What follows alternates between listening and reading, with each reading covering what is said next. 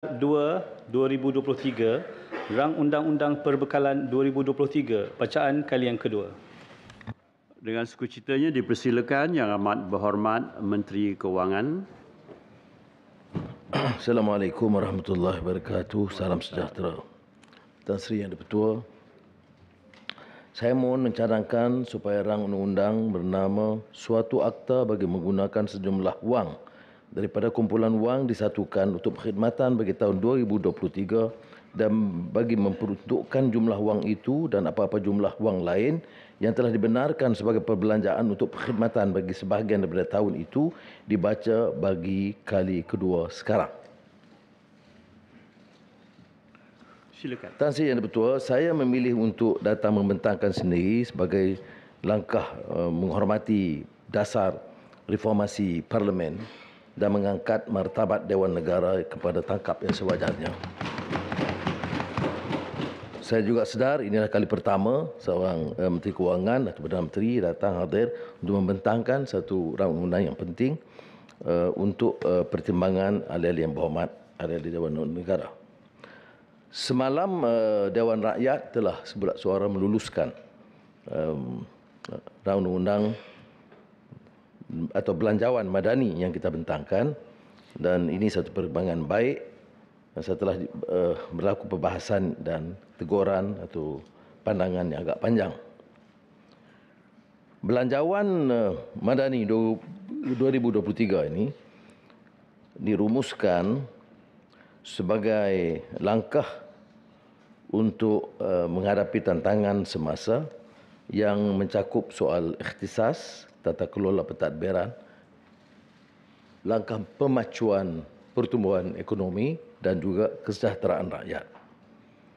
Saya rumuskan apa yang telah dibentangkan dulu selain daripada beberapa kebijakan baru yang akan diumumkan pada hari ini tentang hutang dan liability negara yang mencecah 1.5 triliun ringgit, iaitu lebih 81% daripada KEP DNK bagi tahun 2023.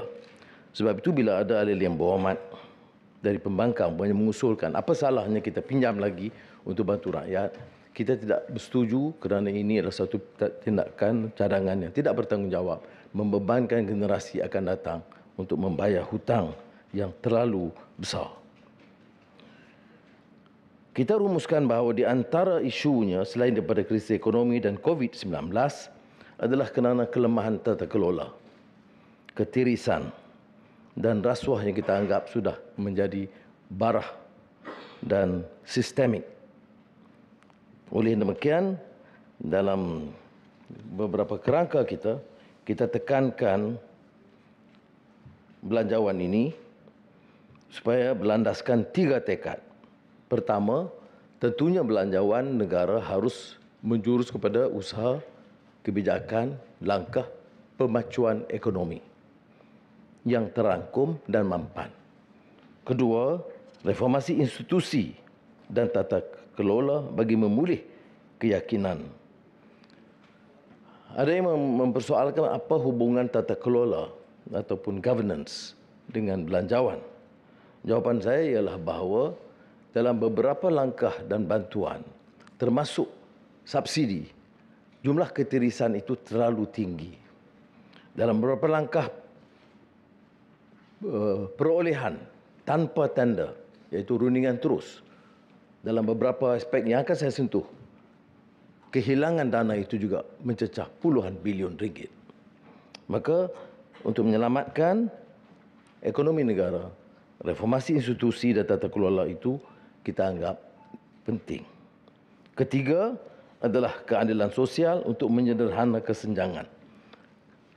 Pertama, kerana jumlah kemiskinan tegar mencecah hampir 130,000 dan kesenjangan terus melebar. Sama ada di kalangan Bumiputera sendiri atau Bumiputera dengan bukan Bumiputera. Jadi sebab itu beberapa langkah atau kebijakan baru harus diperkenalkan. Untuk merumuskan kita pendekatan dasar belanjawan yang dianggap masih mengembang, iaitu memperuntukkan 388.1 bilion ringgit 289.1 bilion ringgit untuk belanja mengurus, 99 bilion ringgit bagi belanja pembangunan. Termasuk 2 bilion ringgit simpanan luar jangka. Ini catatan belanja pembangunan yang agak tertinggi. Maka iltizam kita ialah mengurangkan defisit fiskal kepada 5% ketimbang 5.6% tahun ini. Tan Sri Yang Di-Pertua, keputusan untuk mengurangkan defisit ini kritikal untuk memulihkan keyakinan pelaburan dalam, domestik dan juga luar negara. Dan keduanya, dia mempamerkan satu sikap pengurusan kewangan yang lebih bertanggungjawab. Dan kita menjangka kalau trend ini berterusan, kita dapat mencapai defisit yang dianggap terkawal sekitar 3.2% menjelang 2025.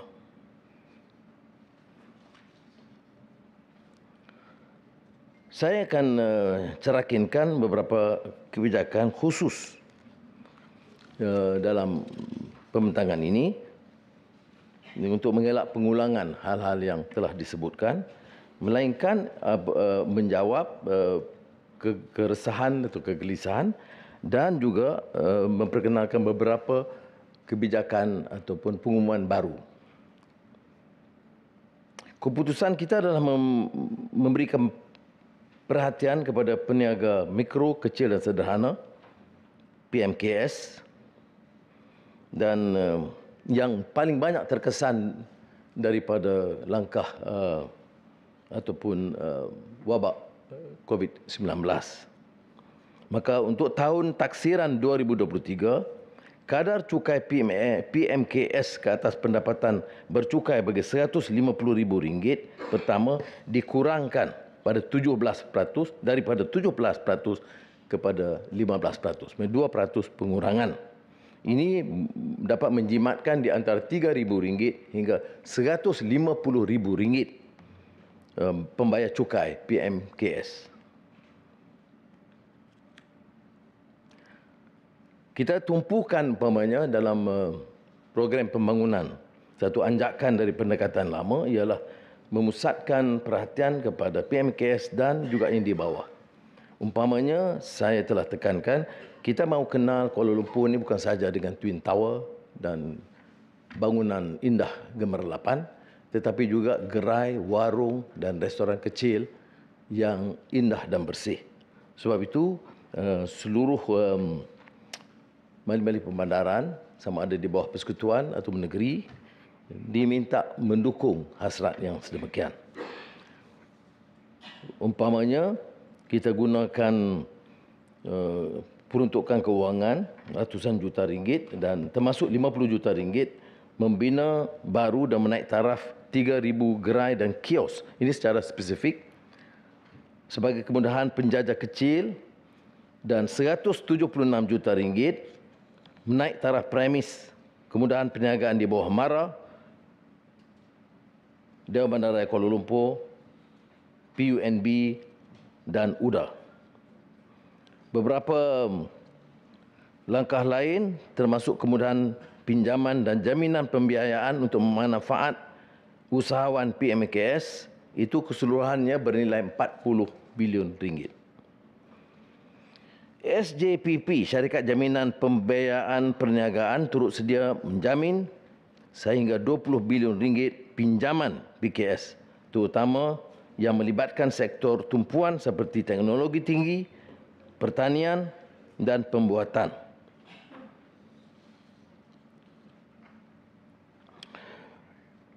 Kita sering hampir setiap tahun dan baru-baru ini kian bertambah bencana dan musibah bencana banjir. Maka sebab itulah kita setuju untuk meneruskan projek yang dulu diluluskan 15 bilion ringgit untuk tebatan banjir, tetapi kaedahnya bertukar.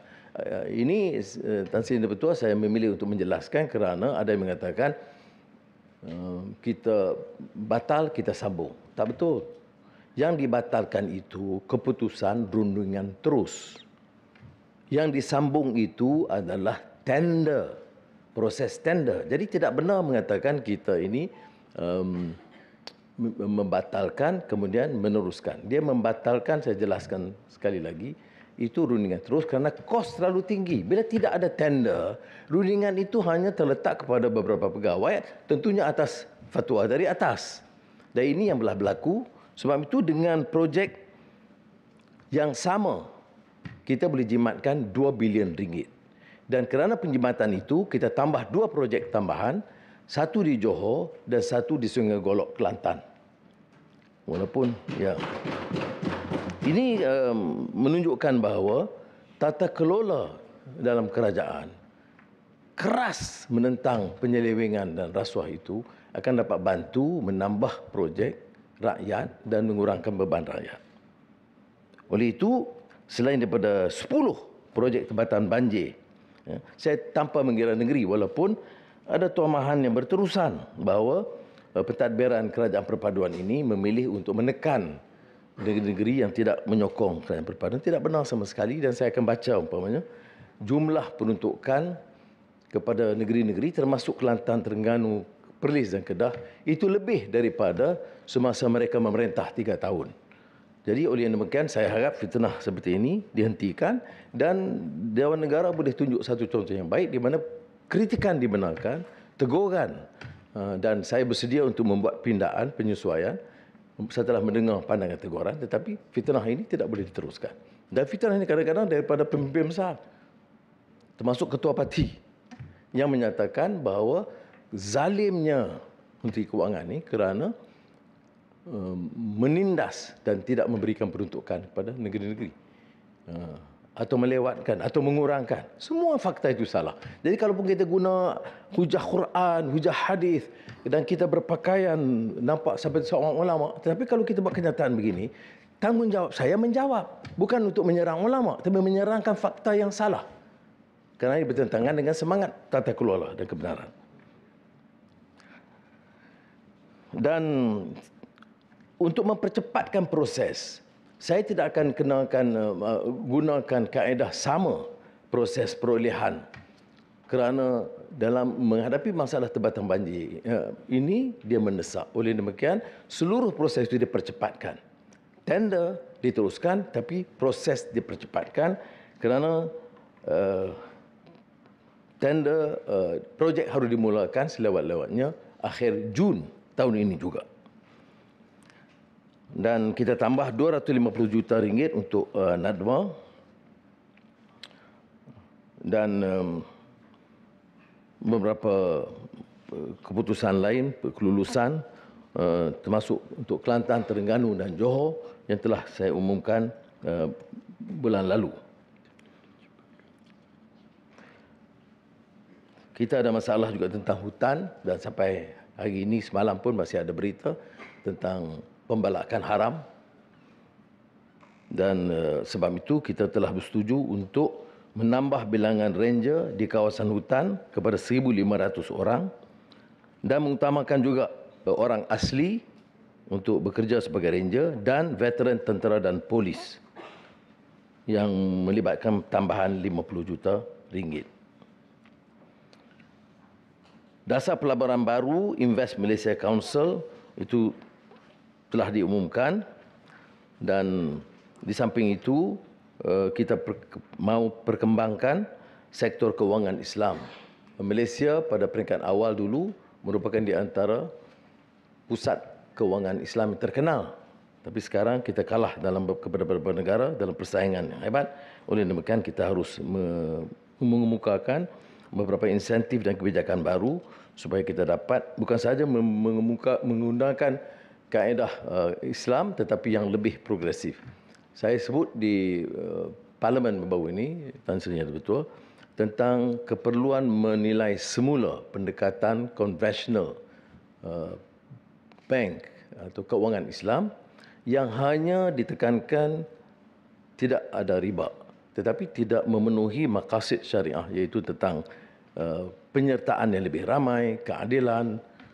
Dan ini pernah dikupas dengan begitu baik salah seorang pengasas Bank Islam, Najatullah Siddiqui, yang mengatakan elok dikaji semula supaya pendekatannya itu tidak hanya menghalalkan bank tetapi menetapkan agar bank itu dapat dilaksanakan secara lebih adil, lebih menyeluruh dan menarik penyertaan lebih ramai.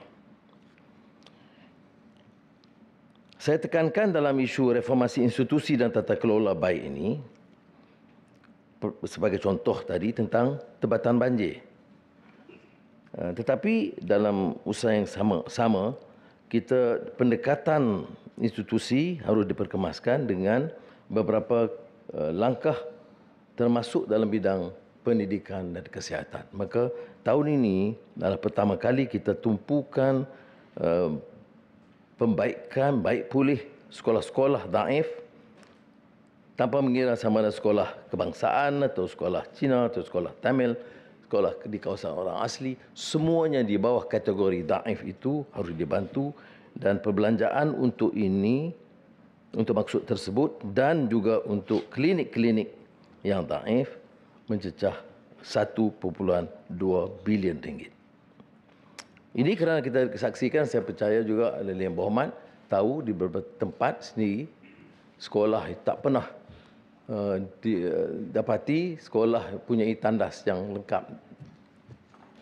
Ya, ada yang sekolah 6 tandas, 4 rosak. Pengalaman saya sama di Port Dickson. Saya percaya kalau beberapa kawasan lain di desa atau pedalaman lebih teruk lagi. Sebab itu kita harus beri tumpuan ke arah itu. Salah satu masalah yang berbangkit setelah wabak COVID-19 ini ialah soal jumlah yang muflis. Sebab itu saya telah umumkan jumlah yang muflis kalau hutangnya itu RM50,000 ke bawah tidak lepaskan sama sekali. Yang selainnya jumlah hampir keseluruhannya itu RM260,000 akan diselesaikan melalui Akta Insolvensi 1967 supaya secara automatik pada masa yang singkat boleh dilepaskan dan mereka boleh mencari jalan dan pekerjaan. Melainkan kes-kes yang dianggap bermasalah atau masalah besar. Wanita dan kanak-kanak juga diberi perhatian jabatan dengan kewujudan Jabatan Pembangunan Kanak-kanak yang baru.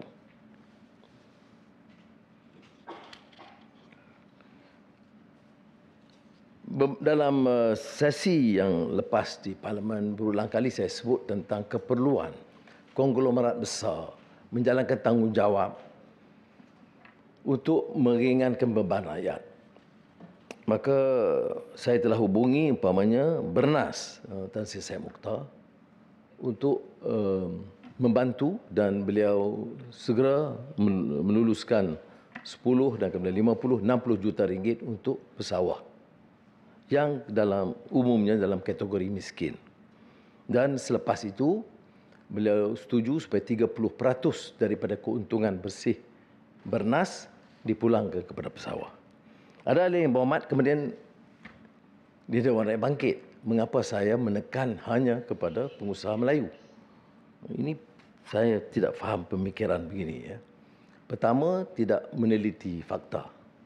Keduanya, semua kes termasuk nak tolong orang miskin pun digunakan isu perkauman. Kenyataannya apa? Kita untung syarikat-syarikat produk getah, maksud yang kata glove, itu untung besar semasa COVID-19. Dan mereka telah diminta melalui sumbangan dan cukai makmur memberi sumbangan sebanyak 450 juta ringgit. Ini kebanyakan juga syarikat-syarikat Cina atau golongan etnik Cina. Jadi sebab itu saya tidak mengerti mengapa usaha bantu rakyat miskin itu disukarkan. Ya, berbalahan besar. Padahal dalam perbincangan saya dengan Tan Sri Said Mokhtar, dia tak timbul masalah. Saya bincang dengan dia. Kerana ada bedanya kerana saya tidak minta uang untuk saya atau untuk parti saya. Jadi oleh yang demikian, dia boleh pindahkan kepada pesawah. Kalau saudara pilih untuk meminta 200 juta ringgit untuk parti saya, jadi 200 juta ringgit itu tak sampai kepada pesawah. Jadi saya pilih untuk sampaikan kepada pesawah. Itu dia anggap salah, nasiblah. Baik. Soal yang lain ialah syarikat-syarikat lain pun begitu juga. Tan Sri, yang betul saya telah mengumumkan umpamanya untuk TVET. Sekarang ini dikenali oleh kerajaan. Berapa jumlah? 500 lebih kurang. Kemudian berapa jumlah peruntukan? 6.7 bilion ringgit. Tetapi kesannya ada yang berhasil, ada yang kurang. Peluang pekerjaan 90%. Tetapi gaji majoriti RM2,000 ke bawah. Masih dalam kategori miskin. Sebab itu saya mengambil keputusan untuk mencadangkan kepada syarikat besar. Petronas telah memulakan di Batu Rakit, di Kimanis, dan kita minta diambil alih TVET di Pengerang. Kemudian Sunway, Berjaya, DRB Highcom juga, dan puluhan syarikat lain juga diminta supaya mengambil alih sebahagian atau sepenuhnya TVET. Dia memberi latihan, dia pastikan bidang jurusan yang diperlukan sekurang-kurangnya untuk syarikat, ya. Dan saya ucap terima kasih kerana hampir 50 syarikat yang terlibat, termasuk JLC dan JLIC. Dan untuk membantu, Perkeso menyediakan insentif kepada majikan yang menggaji 17,000 graduan, khususnya TVET, sebanyak RM600 sebulan selama 3 bulan. Terkait soal pekerjaan, semalam saya bertemu dengan Kongres Kesatuan Sekerja Malaysia, MTUC, yang membangkitkan isu penindasan pekerja kerana tidak menerima bayaran gaji minimum, termasuk pekerja di bawah kontrak perkhidmatan kerajaan.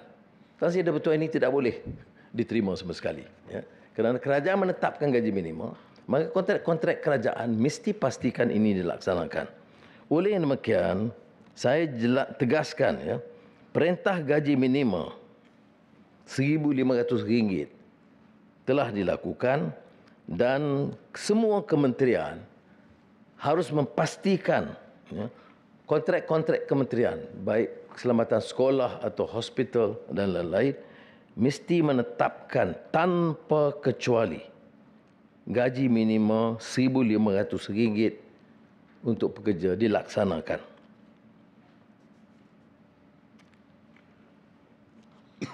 Projek jendela RM725 juta bagi 3,700 buah sekolah dan 47 kawasan perindustrian.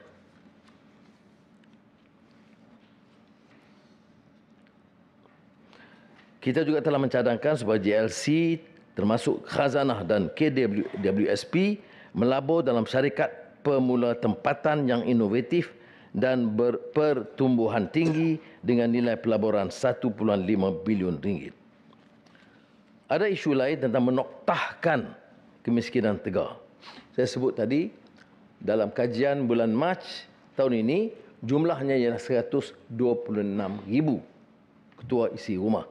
Tapi saya berikan jumlah 130,000 kerana ada kemungkinan penambahan dalam beberapa bulan ini. Jadi saya bertekad untuk tahun ini, Malaysia harus catat rekod. Bukan gedung besar atau mercu tanda tinggi, tetapi membebaskan 130,000 keluarga dari kemiskinan tegar. Ada yang mempertikaikan, seperti mana yang Muhammad dengar, kononnya dalam Islam ini tidak mungkin. Saya ingat kita tak perlu layan pandangan dangkal begitu rupa, kerana pengalaman Khalifah Omar Abdul Aziz itu jelas, ya, 2 tahun 3 bulan dapat basmikan kemiskinan tegar. Jadi kita sudah 6 dekad merdeka. Saya fikir tidak ada alasan lagi, kerana kemiskinan tegar ni maknanya makan tak cukup, susu anak tak ada, ya. Jadi saya bincang dengan rakan-rakan jemaah menteri, seluruh jentera kerajaan selain daripada peruntukan-peruntukan lain ditumpukan untuk menyelesaikan masalah ini, dan sudah dikeluarkan dana bulan Januari dan 5 April berikutnya untuk melaksanakan peringkat awal, dan alhamdulillah ada kejayaan, dan saya yakin insya-Allah dapat kita selesaikan tahun ini, dan ditambah dengan selain air kasih, IPR, Inisiatif Pendapatan Rakyat, di mana akan dipastikan supaya orang yang terlepas itu diberi bantuan atau modal seperti melalui tekun dan lain-lain supaya dia tidak kembali miskin tegar pada tahun berikutnya. Dalam bentuk subsidi, bantuan serta insentif, jumlah peruntukan kerajaan adalah 64 bilion ringgit. Inilah yang saya sebut kebimbangan saya. Kerana kalau kita baca laporan Ketua Audit Negara, ketirisan itu besar, penyelewengan juga ada, dan ini harus cuba dihentikan kerana kalau kebocoran itu tinggi, jumlah itu kan tidak sampai kepada kumpulan sasar. Sumbangan tunai rahmah bagi golongan B40, ya, fasa 1 seperti mana saya sudah umumkan, dan isi rumah pendapatan kurang RM2,500 layak terima sumbangan sehingga RM2,500 bergantung kepada bilangan anak. STR, ya, sumbangan tunai rahmah akan membantu meringankan beban sara hidup hampir 9 juta penerima, atau bersamaan lebih 60% rakyat dewasa negara ini, dengan peruntukan disediakan hampir 8 bilion ringgit. Dan fasa kedua pembayarannya adalah 5 April, maksudnya sebelum raya. Kita telah umumkan umpamanya bantuan untuk nelayan pesawah pekebun kecil. 3 tahun lalu tidak dinaikkan. Tetapi bantuan sehingga RM300 sebulan saya umumkan bulan lalu, iaitu RM300 sebulan bagi nelayan. Belanjawan 2023 juga berikan tambahan sumbangan tunai kepada pesawah padi RM200 sebulan untuk 3 bulan semusim. Kerajaan turut bersetuju menaikkan sumbangan musim tengkujuh daripada RM600 kepada RM800 untuk tempoh 4 bulan kepada pekebun kecil getah. Ini tambahan daripada yang diluluskan dalam belanjawan. Dan ini telah pun diumumkan. Yang baru yang saya ingin umumkan pada hari ini, pada Yang Berhormat, ialah keadaan hidup rakyat miskin ini masih terasa. Jadi kita oleh demikian, dan dengan Ramadan dan Aidilfitri, saya teliti, saya minta Kementerian Kewangan teliti mana kohort yang tidak perolehi manfaat daripada pengumuman-pengumuman yang dibuat sebelum ini. Ya. Banyak penjawat awam, ada nelayan pekebun kecil, ada. Ya. Tetapi yang tidak termasuk dalam kategori ini ialah jumlah. Walaupun begitu, saya lihat masih ada masalah, terutama bulan Ramadan dan Aidilfitri. Maka saya bersetuju untuk menyalurkan bantuan khas keuangan Aidilfitri kepada 850,000 orang pekebun kecil getah, pesawah dan nelayan sebanyak RM200 lagi tambahan daripada yang telah diumumkan. Ini akan menelan belanja RM170 juta. Jadi untuk dengan penambahan ini bermakna bantuan terbesar yang pernah diberikan oleh kerajaan kepada nelayan, pesawah dan pekebun kecil getah. Berhubung, tapi ada juga keluhan bagaimana dengan M40 yang kita tumpukan ialah pemacuan pertumbuhan, jadi T20 beroleh keuntungan. B40 mendapat segala kemudahan ini, tapi M40 terlepas. Sebab itu pada tahun ini 2023, kadar cukai pendapatan individu per mas tautin dikurangkan, ya, untuk M40 ini sebanyak 2%, melibatkan setiap banjaran pendapatan lebih RM35,000 hingga RM100,000. Pengurangan ini dijangka dapat memberikan kira-kira 2.4 juta pembayar cukai dengan lebihan pendapatan boleh guna sehingga RM1,300.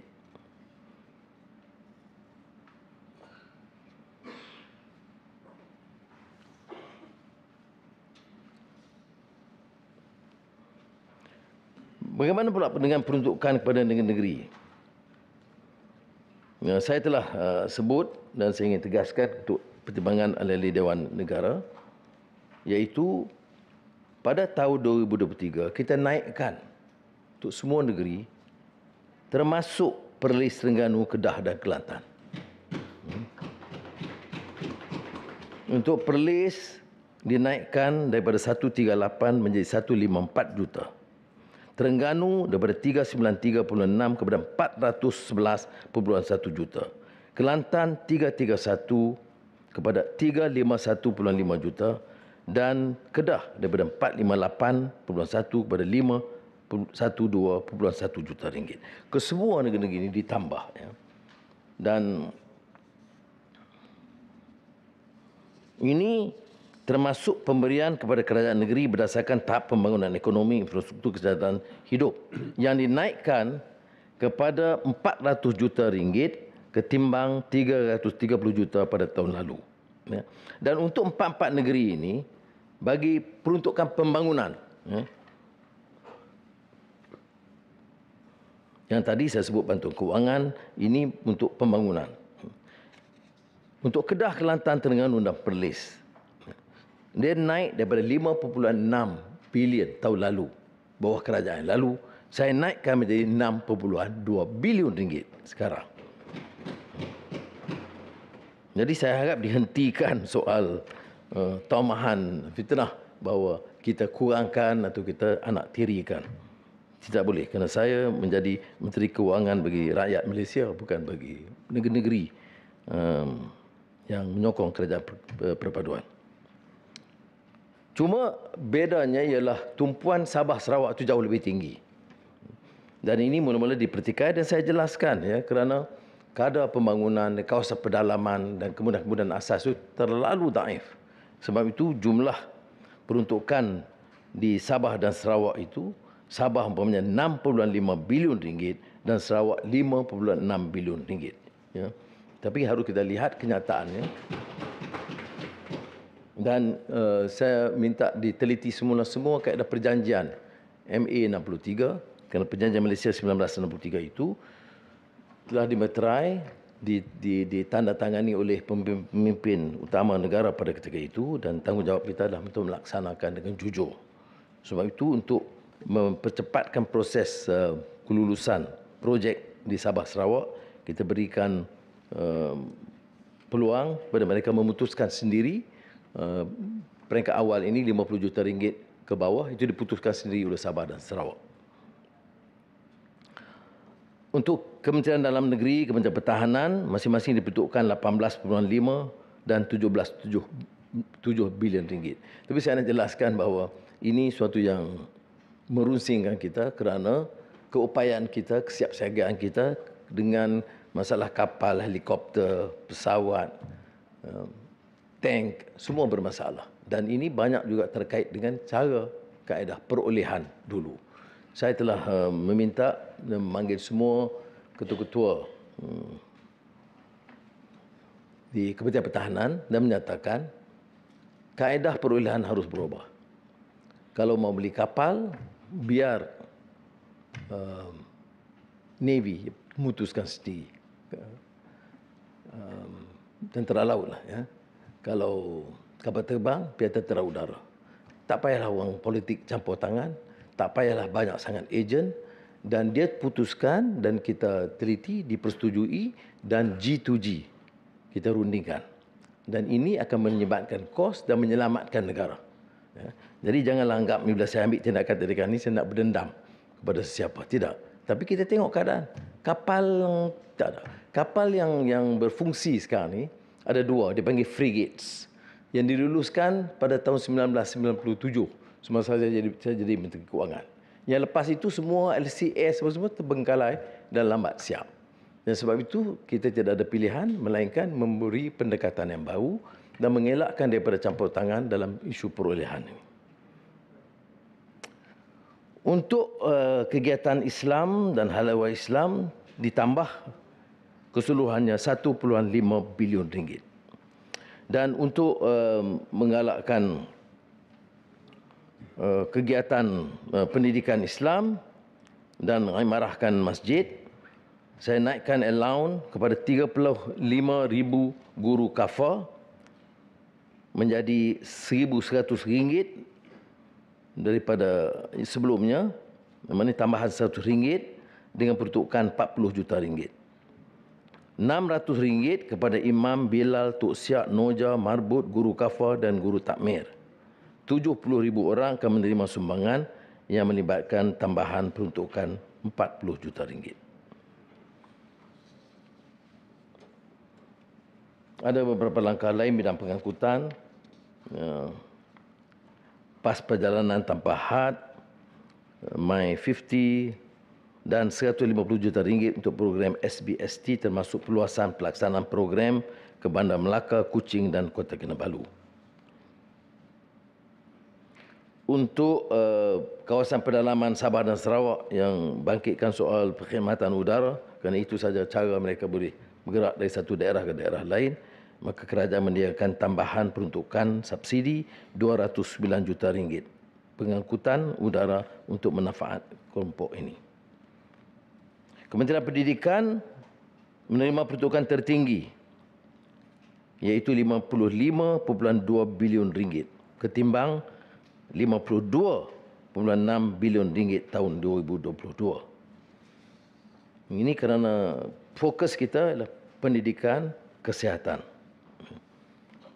Dan ini termasuk naik taraf bangunan serta infrastruktur, sekolah daif dan kerja menyelenggara semua jenis sekolah kebangsaan, sekolah agama, sekolah jenis kebangsaan Cina dan Tamil. Kita tambah juga rancangan makanan tambahan dan Kementerian Pendidikan Tinggi diperuntukkan RM15.3 bilion tambahan daripada tahun 2022.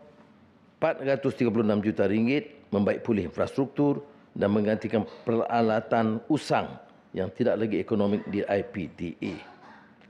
Kerajaan bersetuju untuk memberikan diskaun bayaran balik pinjaman PTPTN selama 3 bulan bermula 1 Mac 2023 sehingga 20%. Ini bagi meringankan beban kewangan peminjam yang terkesan. Kerajaan bersetuju untuk memberikan penangguhan bayaran balik kepada peminjam berpendapatan bulanan RM1,800 ke bawah untuk tempoh 6 bulan. Penangguhan ini boleh dibuat mulai 1 Mac. Yang baru yang saya nak umumkan pada hari ini ialah setelah mendengar keresahan yang disuarakan dan teguran kepada kerajaan, maka dengan ini saya bersetuju untuk melanjutkan pelepasan cukai pendapatan individu sehingga RM8,000 untuk simpanan bersih tahunan dalam skim simpanan pendidikan nasional sehingga tahun 2024. Cadangan ini melibatkan kehilangan hasil kerajaan sekitar RM250 juta setahun dan memanfaatkan lebih 400,000 pembayar cukai. Dan saya dapat tahu ini jumlah ini bukan jumlah B40, yang jumlah orang yang berdapatan agak lebih sederhana. Tetapi kerana maksudnya adalah pendidikan pertama dan keduanya belanja pendidikan kian meningkat, sebab itu kita beri kelonggaran ini. Terima kasih Datuk Ketua. Ada juga sekarang ini bangkit masalah yang berterusan tentang bertahun soal doktor kontrak yang ada ura-ura bantah terus. Saya ingin memberitahu Dewan bahawa Kementerian Kesihatan menerima peruntukan kedua terbesar RM36.3 bilion ketimbang RM32.4 bilion tahun lalu. Ini termasuk, ini penting, kita buat lantikan baru secara tetap dan kontrak lebih 1,500 pegawai perubatan, pegawai pergigian dan pegawai farmasi Untuk maksud ini RM1,500, kerajaan tambah RM3 bilion setahun. Jadi kalau kita nak selesaikan kesemuanya sekali 4,000 yang dituntut, maknanya kita kena perlu RM10 bilion tahun ini. Maka tak mungkin. Sebab itu saya bagi jaminan tahun ini RM1,500, tahun depan atau berikutnya dalam tempoh katakanlah 3 tahun kita boleh selesaikan masalah ini. Masalah tertangguh sekian lama. Jadi tak boleh dibebankan kita dalam 1 tahun selesaikan semua. Tetapi RM3 bilion itu bukan jumlah yang kecil, jumlah yang besar. Ya. Jadi kita akan terus beri keutamaan bagi pengisian jawatan perkhidmatan awam dalam sektor kritikal dalam bidang kesihatan dan pendidikan. Ya. Ini perbelanjaan tambahan selain daripada yang saya umumkan ialah sehingga RM800 juta. Ya. Jadi kita ada RM3 bilion untuk RM1,500 dan RM800 juta. Jadi RM3.8 bilion untuk maksud ini yang boleh dan mampu kita tampung untuk 1 tahun. Dan tak mungkin kita selesaikan semua masalah ini pada tahun ini sahaja. Ya. Ada beberapa kaedah lain yang kita perkenalkan untuk mengelakkan kesesakan di beberapa hospital. Ada yang menyebut di antara yang paling sesak adalah Hospital Selayang. Jadi ada kaedah yang diperkenalkan oleh Kementerian Kesihatan untuk mengadakan beberapa fasilitas tambahan dan juga memindahkan ke hospital swasta jika perlu. Skim perubatan madani iaitu memberi galakan kepada pengamal perubatan am swasta GP. Seperti mana pernah dilaksanakan oleh Kerajaan Negeri Selangor. RM120 juta disediakan. Maknanya kalau orang itu daripada kampung dekat ada klinik, dia pergi pada klinik untuk perubatan-perubatan biasa dan ditanggung oleh kerajaan. Ya. Tak perlulah semuanya bertumpu ke hospital. Ini pengumuman bau. Ya. Jadi saya dan sini betul-betul penghormatan besar kepada Dewan Negara. Kerana kalau ikut pengalaman lalu, tidak ada pengumuman baru di Dewan Negara. Itu sebab diistimewakan hari ini. Terima kasih kepada Yang Amat Berhormat Menteri Kewangan. Pengumuman baru ini ialah Belanjawan 2023, skim Syarikat Jaminan Kredit Perumahan SJKP telah ditambah baik dengan meningkatkan dana jaminan pembiayaan daripada RM3 bilion kepada RM5 bilion untuk membantu pembeli rumah kali pertama, terutamanya mereka yang tidak berpendapatan tetap. Mulai 1 April 2023, kerajaan akan memperluaskan sasaran SJKP, Syarikat Jaminan Kredit Perumahan, bagi merangkumi kedua-dua golongan berpendapatan tetap dan tidak tetap untuk memiliki rumah pertama mereka. Ikhtiar ini akan memberi manfaat khususnya isi rumah dalam kategori B40 dan M40. Pengecualian sepenuhnya duty stamp bagi rumah bernilai RM500,000 ke bawah dan pengecualian duty stamp 75% untuk rumah bernilai lebih RM500,000 hingga RM1 juta.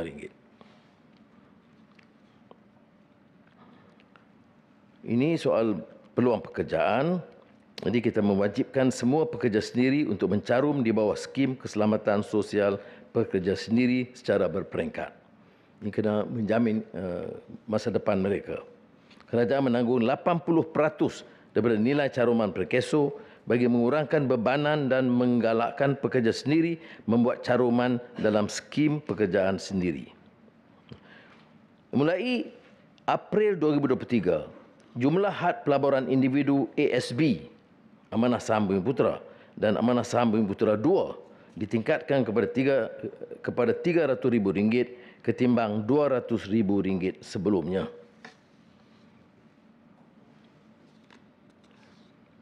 KWSP terus dihebohkan oleh segelintir. Saya faham sebahagiannya ada kegelisahan, tetapi seperti mana yang saya sebut, tidak ada negara di dunia, faham ya? Tidak ada negara di dunia yang menggunakan wang simpanan pekerja atau pencen untuk keperluan semasa. Terkecuali zaman COVID. Saya tak salah, saya Australia, Kanada, New Zealand dan 1-2 negara lain. Dan selepas COVID, tidak ada negara lagi mengizinkan pengeluaran kerana ini menghukum mereka di hari tua dan menghukum keluarga mereka. Jadi semasa COVID, saya di antara yang keras mendesak kerajaan meluluskan kerana dia tidak ada pekerjaan. Bukan saja tidak ada pekerjaan, dia tidak boleh bekerja kerana PKP yang terpanjang di dunia. Jadi tidak boleh bekerja. Jadi oleh yang demikian, dia carilah dana dia yang disimpan. Tetapi bila keadaan sudah pulih, tidak boleh lagi kita gunakan pendekatan yang sama. Terutama kerana 70% daripada kumpulan ini punyai RM10,000 dan kurang, dan majoritinya Bumi Putera dan Melayu. Jadi oleh demikian, kalau kita fikirkan kepentingan nasional, kita tidak politikkan hal ini. Tidak ada negara di dunia. Tentunya ada alasan di Sabah mengapa dihalang. Ya, kerana kalau dia akan pencen 5 tahun, 6 tahun lagi, ada simpanan RM5,000 untuk keluarga, itu suatu keadaan yang sangat parah. Sebab itu, kita ambil jalan keluar dengan meluluskan bantuan-bantuan tambahan RM200, RM400, seperti mana saya umumkan. Ya. Itu kaedah sekarang. Seperti mana saya sebut tadi, yang membenarkan pengeluaran dulu adalah Australia, Peru dan Chile. Tapi tidak diteruskan lagi.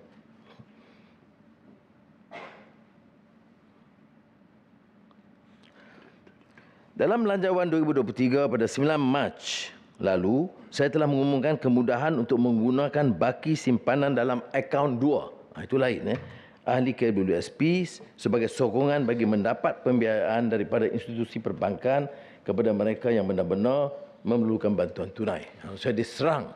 Dia kata saya menggalakkan riba kerana bagi minta orang pinjam. Inilah masalah. Bacalah dulu kenyataan. Saya kata guna institusi kewangan dan kaedah pinjaman Islam dengan kadar perkhidmatan yang sangat rendah, dan dana pokok itu tidak terganggu walaupun ada masalah yang kemudian dihadapi kerana bayaran itu daripada dividen kemudian. Jadi untuk maksud ini saya jelaskan kerana ada kes umpamanya dia ada RM1 juta, tetapi dia tak boleh keluarkan daripada akaun. Hanya dia ada masalah kerana anaknya belajar dan dia kena tampung pelajaran kos anak dia yang belajar di luar negara. Dengan kes-kes kecuali begitu, ya, saya dah minta KWSP memberi pertimbangan khas. Tapi tidak boleh diberikan sebagai satu kelulusan tetap kerana dia akan memberi masalah dan bebanan kepada KWSP dan kepada keluarga berkenaan. Baik, ini pengumuman baru.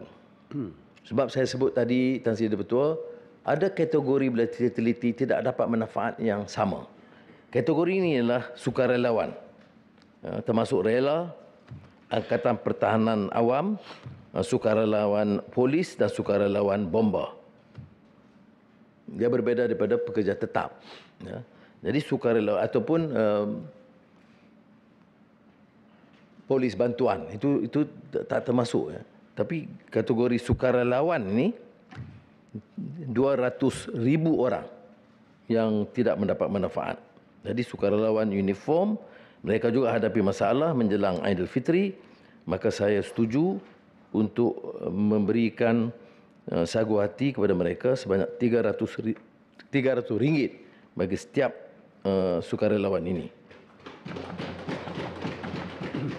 Mudah-mudahan insya-Allah. Termasuk rela ya, Mak Muhammad. Ya, rela, sukarelawan Angkatan Pertahanan Awam, sukarelawan polis dan sukarelawan bomba. 200,000 orang, RM300 seorang. Sekali lagi, Tan Sri, saya ucapkan terima kasih atas kesabaran mendengar dan mengucapkan selamat berpuasa Ramadan. Kullu am wa antum bi khair. Alhamdulillah. Yang Amat Berhormat Menteri Kewangan telah menyampaikan